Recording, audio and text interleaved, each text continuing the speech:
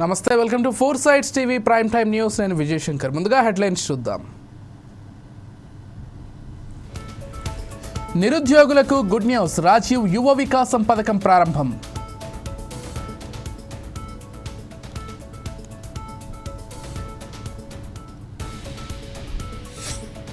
Assembly committee హాల్లో అఖిలపక్ష భేటీ. హాజరు కాని బీఆర్ఎస్ బీజేపీ ప్రజాప్రతినిధులు.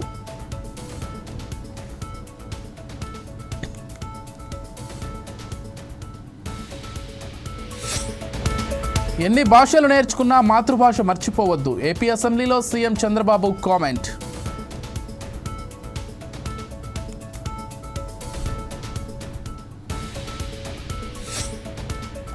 తెలంగాణ రాజకీయాల్లో బిగ్ ట్విస్ట్. కేటీఆర్ హరీష్ రావులను కలిసిన తీన్మార్ మల్లన్న.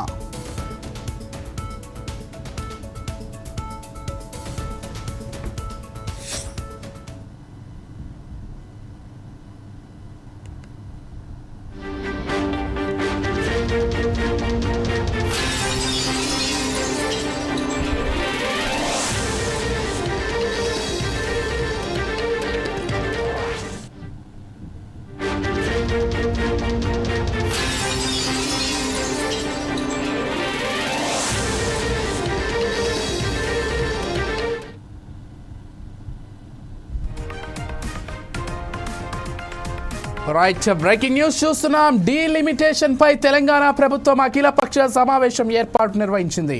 అయితే కేంద్ర ప్రభుత్వం తీసుకువస్తున్న జనాభా ప్రాతిపదికన నియోజకవర్గాల పునర్విభజన అంశంపై రాష్ట్రంలోని అన్ని పార్టీల నాయకులతో డిప్యూటీ సీఎం బట్టి విక్రమార్క సమావేశం ఏర్పాటు చేశారు.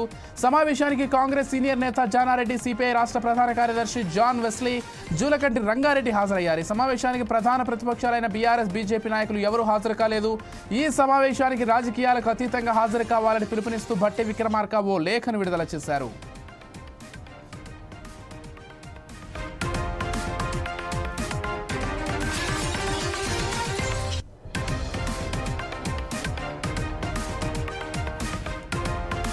డీలిమిటేషన్ పై తెలంగాణ ప్రభుత్వం అఖిలపక్ష సమావేశం ఏర్పాటు నిర్వహించారు.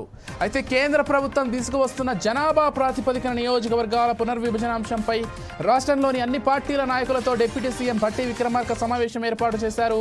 సమావేశానికి కాంగ్రెస్ సీనియర్ నేత జానారెడ్డి, సిపిఐ రాష్ట్ర ప్రధాన కార్యదర్శి జాన్ వెస్లీ, జూలకంటి రంగారెడ్డి హాజరయ్యారు. ఈ సమావేశానికి ప్రధాన ప్రతిపక్షాలైన బీఆర్ఎస్ బీజేపీ నాయకులు ఎవరూ హాజరు కాలేదు. ఈ సమావేశానికి రాజకీయాలకు అతీతంగా హాజరు కావాలని పిలుపునిస్తూ బట్టి విక్రమార్క ఓ లేఖను విడుదల చేశారు.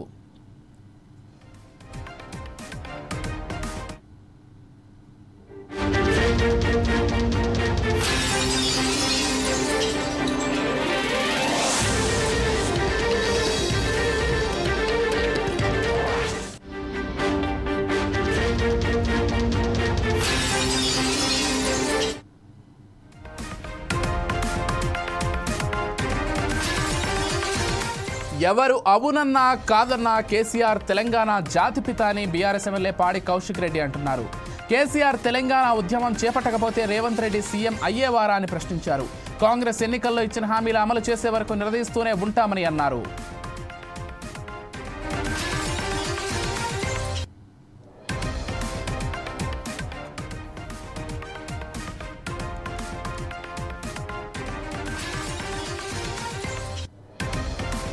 ఎవరు అవునన్నా కాదన్నా కేసీఆర్ తెలంగాణ జాతిపిత అని బీఆర్ఎస్ ఎమ్మెల్యే పాడి కౌశిక్ రెడ్డి అన్నారు. కేసీఆర్ తెలంగాణ ఉద్యమం చేపట్టకపోతే సీఎం రేవంత్ రెడ్డి సీఎం అయ్యేవారా అని ప్రశ్నించారు. కాంగ్రెస్ ఎన్నికల్లో ఇచ్చిన హామీలు అమలు చేసే వరకు నిలదీస్తూనే ఉంటామని అన్నారు.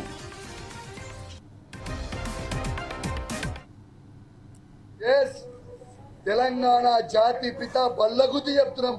తెలంగాణ జాతిపిత కేసీఆరే చెప్తా ఉన్నాం. ఇలా భారతదేశానికి స్వతంత్రం తీసుకురావడానికి మహాత్మా గాంధీ ఏ విధంగా అయితే పోరాడి స్వాతంత్రం తీసుకొని వచ్చిండో భారతదేశానికి, మనమైతే ఆ పోరాటం చూడలే స్వయంగా, కానీ తీసుకొచ్చిన మహాత్మా గాంధీని మనము మహాత్మా గాంధీని గౌరవిస్తా ఉన్నాం. కానీ ఇవాళ తెలంగాణ గౌరవిస్తా ఉన్నాం. ఇవాళ తెలంగాణని ఏ విధంగా తెలంగాణ కోసం పోరాటం చేసి చావు నోట్ల తలబెట్టి ఇవాళ తెలంగాణ తీసుకొచ్చినో స్వయంగా మన కళ్ళతోని మనం చూసినాం. ఎస్, తెలంగాణ జాతిపిత కేసీఆర్ అని చెప్పక తప్పదు అని చెప్పి ఈ సందర్భంగా తెలియజేస్తా ఉన్నాను. నువ్వు ఎంత ఒరినా, నువ్వు ఎంత మొత్తుకున్నా, నువ్వు ఏదైపోయినా ఇలా అదే కేసీఆర్ గారు లేకపోయి ఉంటే ఇలా ఇదే రేవంత్ రెడ్డి ఆంధ్రోలో బూట్లు నాకుంటా కూసోపోవా? ఇలా ఇదే కేసీఆర్ జై తెలంగాణ అనకపోయి ఉంటే ఇలా చంద్రబాబు నాయుడు బూట్లు నాకుంటా కూర్చుండపోవా? ఇదే రేవంత్ రెడ్డి. మరి ఇవాళ ఇదే కేసీఆర్ తెలంగాణ లేకపోయి ఉంటే ఇదే రేవంత్ రెడ్డి గారు తెలంగాణకు ముఖ్యమంత్రి అయ్యేదా? గుండె మీద చేసుకుని ఆలోచించాలని తెలియజేస్తూ సెలవు తీసుకుంటా ఉన్నాను. జై తెలంగాణ, జై కేసీఆర్. ఎస్ జాతి పిత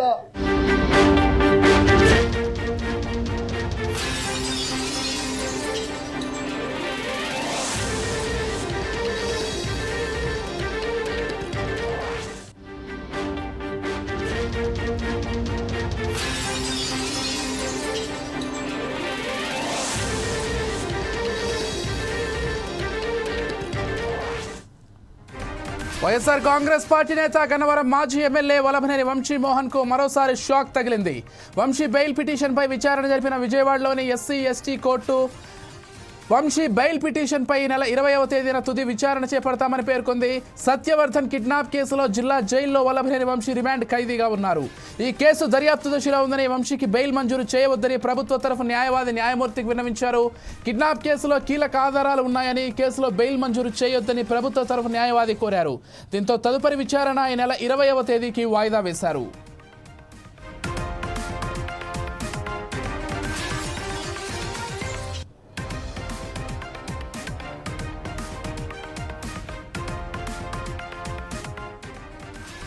వైఎస్ఆర్ కాంగ్రెస్ పార్టీ నేత గన్నవరం మాజీ ఎమ్మెల్యే వల్లభనేని వంశీకి మరోసారి షాక్ తగిలింది. వంశీ బెయిల్ పిటిషన్పై విచారణ జరిపిన విజయవాడలోని ఎస్సీ ఎస్టీ కేసుల ప్రత్యేక న్యాయస్థానం వంశీ బెయిల్ పిటిషన్పై ఈ నెల 20వ తేదీన తుది విచారణ చేపడతామని పేర్కొంది. సత్యవర్ధన్ కిడ్నాప్ కేసులో జిల్లా జైల్లో ఉన్న వల్లభనేని వంశీ రిమాండ్ ఖైదీగా ఉన్నారు. ఈ కేసు దర్యాప్తు దశలో ఉందని, వంశీకి బెయిల్ మంజూరు చేయొద్దని ప్రభుత్వ తరఫు న్యాయవాది న్యాయమూర్తిని విన్నవించారు. కిడ్నాప్ కేసులో కీలక ఆధారాలు ఉన్నాయని, కేసులో బెయిల్ మంజూరు చేయొద్దని ప్రభుత్వ తరఫు న్యాయవాది కోరారు. దీంతో తదుపరి విచారణ ఈ నెల 20వ తేదీకి వాయిదా వేశారు.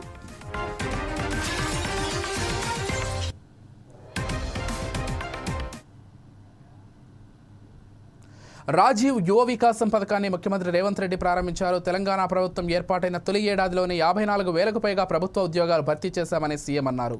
తొలి ఏడాదిలో ఇంత భారీ సంఖ్యలో ఉద్యోగాలు ఇచ్చిన రాష్ట్రం మరొకటి లేదన్నారు. త్వరలోనే స్వయం సహాయక సంఘాల్లో సభ్యులుగా ఉన్న 65 లక్షల మంది మహిళలకు 1.20 కోట్ల నాణ్యమైన చీరలు పంపిణీ చేయనున్నట్లు సీఎం వెల్లడించారు.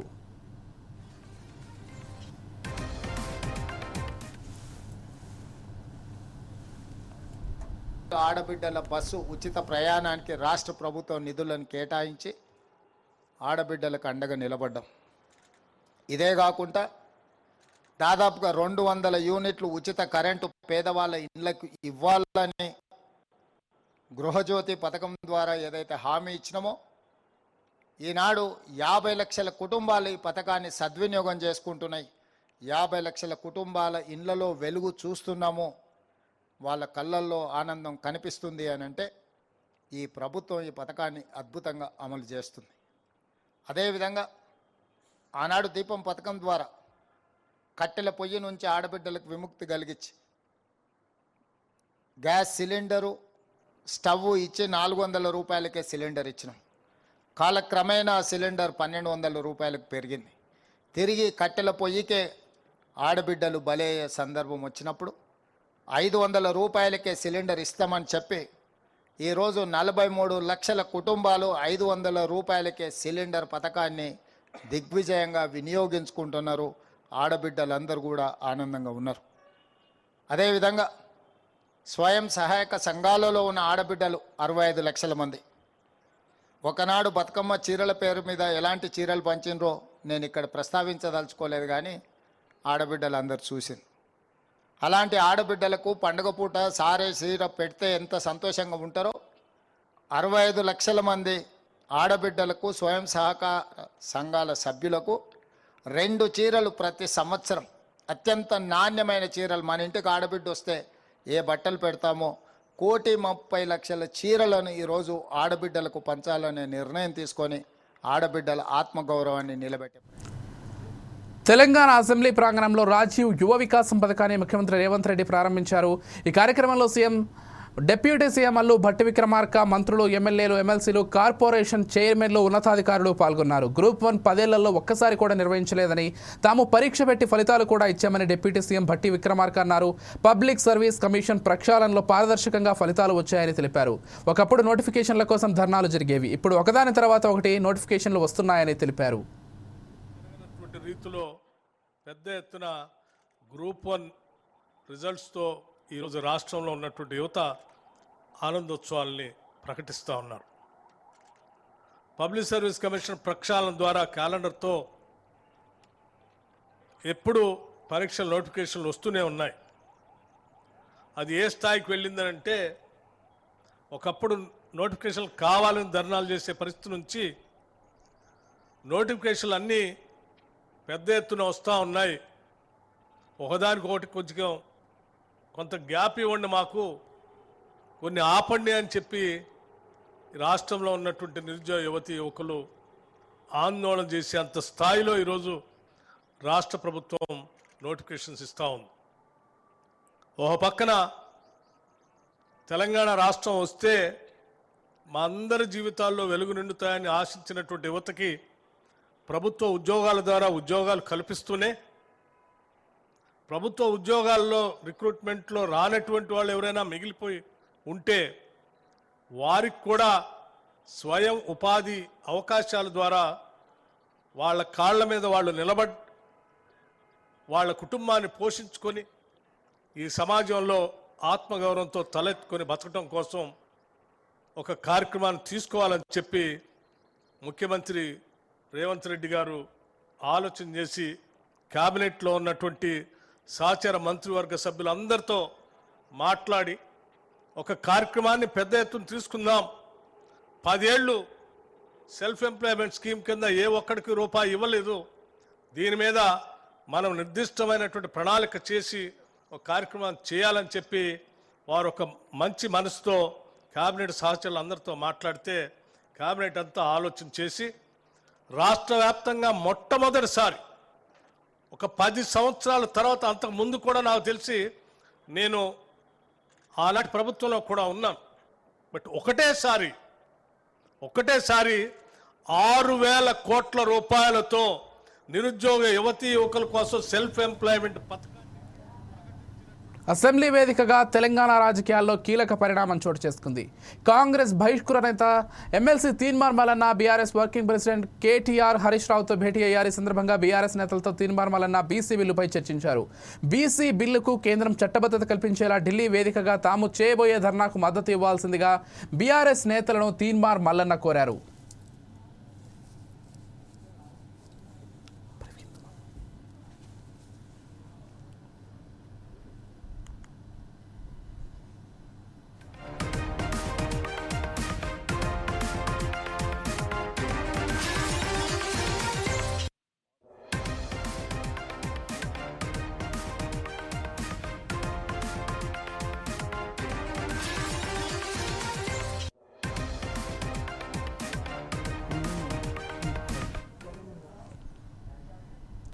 భాష రగడపై ఏపీ సీఎం చంద్రబాబు కీలక వ్యాఖ్యలు చేశారు. భాషపై లేనిపోని రాజకీయాలు చేయొద్దని అన్నారు.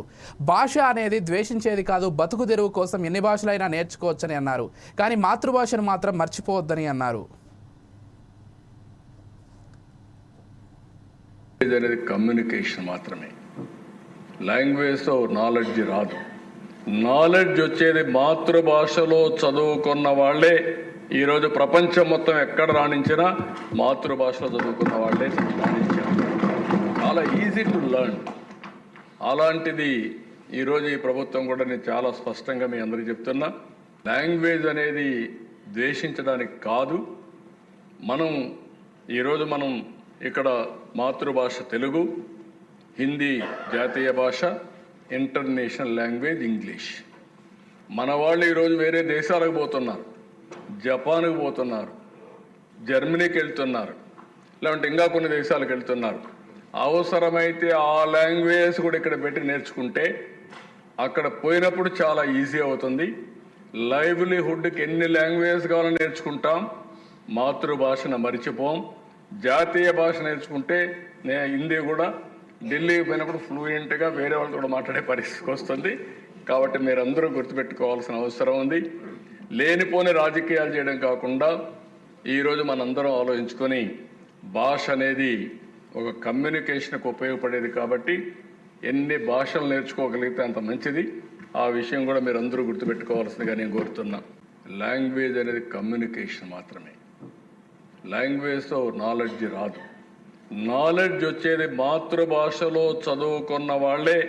ఈరోజు ప్రపంచం మొత్తం ఎక్కడ రాణించినా మాతృభాషలో చదువుకున్న వాళ్ళే రాణించారు. చాలా ఈజీ టు లెర్న్. అలాంటిది ఈరోజు ఈ ప్రభుత్వం కూడా నేను చాలా స్పష్టంగా మీ అందరికీ చెప్తున్నా. లాంగ్వేజ్ అనేది ద్వేషించడానికి కాదు.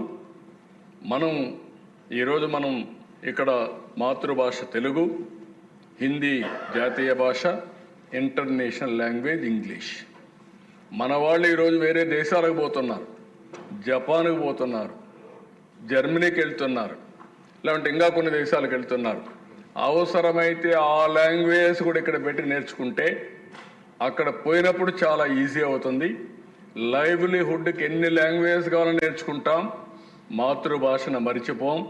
జాతీయ భాష నేర్చుకుంటే హిందీ కూడా ఢిల్లీకి పోయినప్పుడు ఫ్లూయెంట్గా వేరే వాళ్ళతో కూడా మాట్లాడే పరిస్థితికి వస్తుంది. కాబట్టి మీరందరూ గుర్తుపెట్టుకోవాల్సిన అవసరం ఉంది. లేనిపోని రాజకీయాలు చేయడం కాకుండా ఈరోజు మనందరం ఆలోచించుకొని భాష అనేది ఒక కమ్యూనికేషన్కు ఉపయోగపడేది కాబట్టి ఎన్ని భాషలు నేర్చుకోగలిగితే అంత మంచిది. శ్రీ సత్యసాయి జిల్లా కదిరిపట్నంలోని నవనరసింహ క్షేత్రాల్లో ఒకటైన శ్రీ కాద్రి లక్ష్మీ నారసింహ స్వామివారి ఆలయంలో శ్రీవారి బ్రహ్మోత్సవాలు అంగరంగ వైభవంగా నిర్వహించారు. స్వామివారికి చంద్రప్రభ వాహన సేవ నిర్వహించారు. అనంతరం సర్వాలంక భూషితుడైన స్వామివారిని శాస్త్రోక్తంగా పూజలు చేశారు.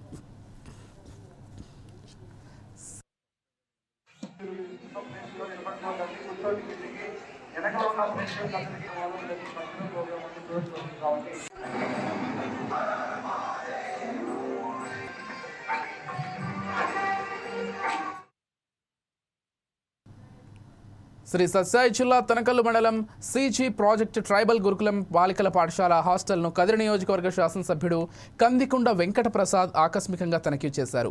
పాఠశాల ఉపాధ్యాయుల హాజరు పుస్తకం శాసనసభ్యుడు పరిశీలించారు.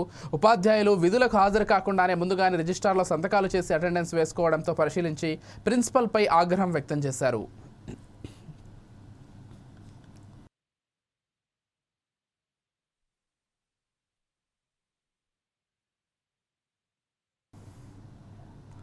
మెదక్ జిల్లా కలెక్టరేట్లో నిర్వహించిన ప్రజావాణి కార్యక్రమంలో జిల్లా కలెక్టర్ రాహుల్ రాజ్, అదనపు collector Nagesh, ZP CEO Yellaiah తదితరులు పాల్గొని ప్రజల అర్జీలను స్వీకరించారు.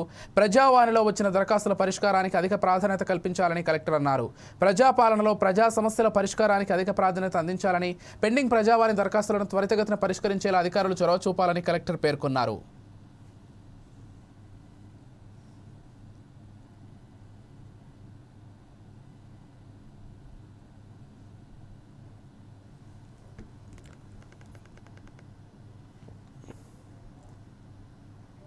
విశాఖ జీవీఎంసీ గాంధీ విగ్రహం వద్ద జర్నలిస్టు సమస్యలను తక్షణమే పరిష్కారం చేయాలని జర్నలిస్టు సంఘాలు ధర్నా నిర్వహించారు.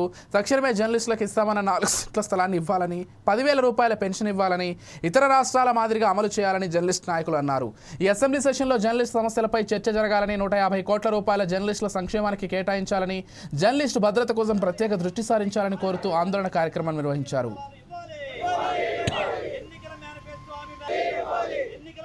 ప్రస్తుతం రాష్ట్రంలో జర్నలిస్టుల పరిస్థితి చాలా దారుణంగా ఉంది. ఎందుకంటే మనం గొంతమ్మ కోరికలు ఏం కోరటం లేదు. రాజ్యాంగ పరంగా కనీసం ఒక పౌరుడికి ఇవ్వాల్సిన కనీస గూడు నీడ ఇమ్మని మనం ప్రాధాయపడుతున్నాము. కనీసం అంటే పేదవాళ్ళకి ఇచ్చే 2 సెంట్లు కాకుండా మరో సెంటు భూమి కలిపి జర్నలిస్ట్ కొంచెం గౌరవప్రదంగా ఇల్లు కట్టుకోవడానికి ఒక స్థలం ఇవ్వమని డిమాండ్ చేస్తున్నాము. ఇదేమి మన గొంతమ్మ కోరిక అయితే కాదు. ఎందుకంటే ఈ రోజు జర్నలిస్టుల పరిస్థితి చాలా దౌర్భాగ్యంగా దారైంది. అటు ఉద్యోగ భద్రత లేదు, ఇటు జీవితానికే భద్రత లేదు. అలాగని కనీస జీతభత్యాలు కూడా రాని పరిస్థితి.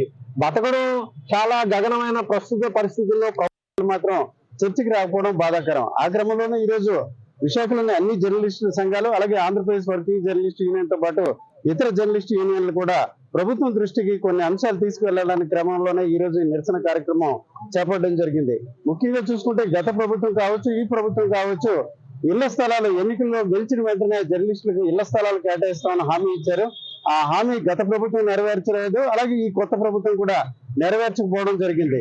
అయితే ఎన్నో వర్గాలకు సంబంధించిన అంశాలను చర్చించిన అసెంబ్లీలో ఏ ప్రజాప్రతినిధి కూడా ఈ రోజు జర్నలిస్టుల సమస్యలను చర్చించకపోవడం బాధాకరం. ఈ దశలో అన్ని జర్నలిస్టుల సంఘాలు కూడా ఒకటే ఈ కూటమి ప్రభుత్వాన్ని, అలాగే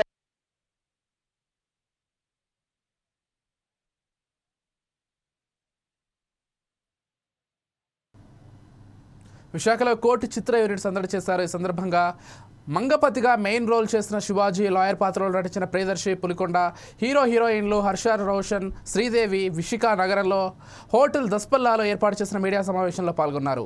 Visakha Seethammapeta government institute polytechnic కళాశాలలో ఇంజనీరింగ్ విద్యార్థిగా చదివిన రామ్ జగదీష్ రాసిన ఈ కథ తెలుగు చలనచిత్ర ప్రేక్షకులు ఎంతగానో అలరించినందుకు కృతజ్ఞతలు తెలిపారు. ఈ చిత్రం సమాజానికి ఓ మంచి సందేశాన్ని ఇస్తుందన్నారు. సమయంలో